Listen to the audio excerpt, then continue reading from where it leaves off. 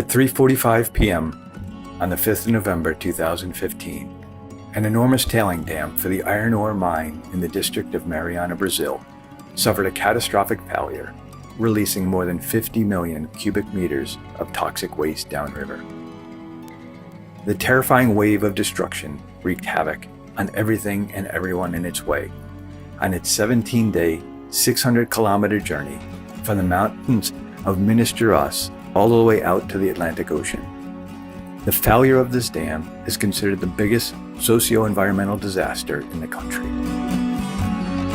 Apart from contaminating the Rio Doce Basin and its ecosystem and killing several people, this sea of toxic mud also disrupted the cultural landscapes and expressions of riverbank communities such as the Krenak Tribe and the fishing and mining villages that had been there for centuries.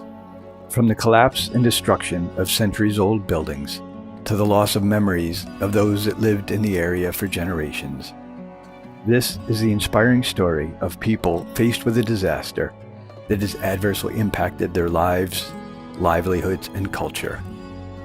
It is a story of how communities and their tangible and intangible heritage were permanently affected by the destructive wave of contaminated and toxic mud, water, and debris. The story of those affected and their tremendous efforts to get back to their feet and recover their lives, livelihoods, and their heritage.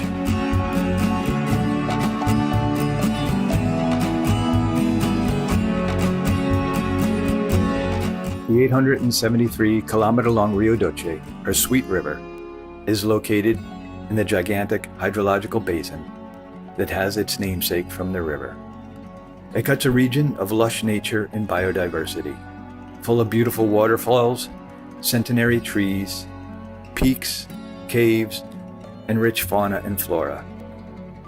The Rio Doce also runs through the mining heartland of Brazil.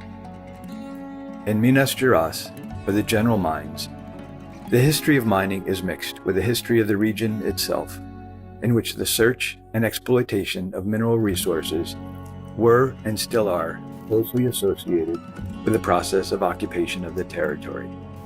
However, on November 5th, 2015, a disastrous event forever tainted the history of the Brazilian mining sector and completely transformed the landscape and life on the Rio Doce's riverbank.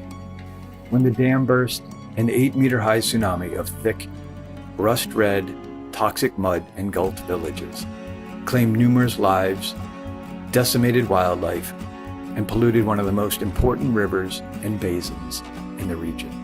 It is considered the country's worst environmental disaster.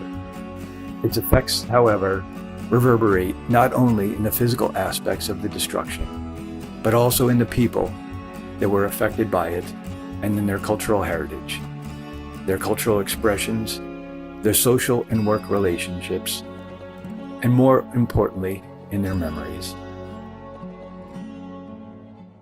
Este desastre foi desastre de grandes proporções que destruiu cidades, aldeias e todo o meio ambiente da bacia do Rio Doce, além de ter afetado a vida de centenas de milhares de pessoas no Brasil.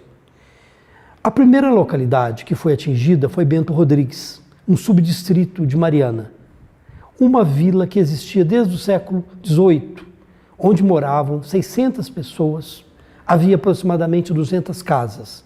Era uma vila como várias vilas do interior mineiro. Ali as pessoas moravam, elas viviam basicamente da agricultura e elas estavam naquela região desde o século XVIII. Então elas tinham ligações muito profundas entre si. O lugar era estruturado como das dezenas de vilas que foram derivadas, na verdade, de uma grande corrida do ouro que aconteceu no Brasil no século XVIII. No século XVIII se descobriu nesta região do Brasil ouro. E foi tanto ouro que correspondeu a metade de todo o ouro do mundo entre 1500 e 1800. Então, a quantidade de riqueza que se gerou nessa região foi imensa. E com isso se gerou uma rede urbana bastante inusitada para o Brasil.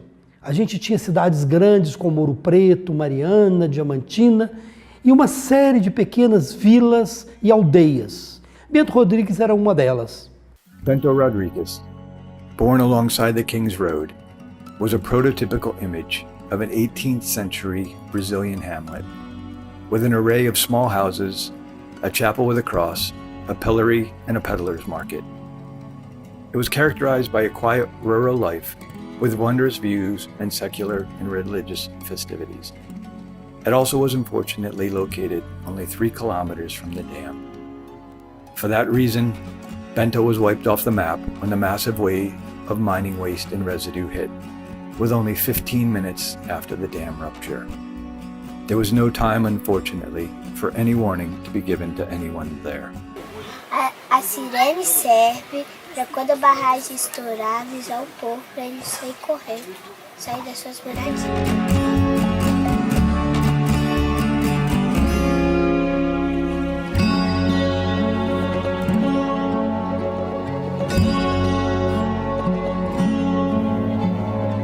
When the Fundão Dam collapsed, the residents of Bento Rodrigues were taken by surprise.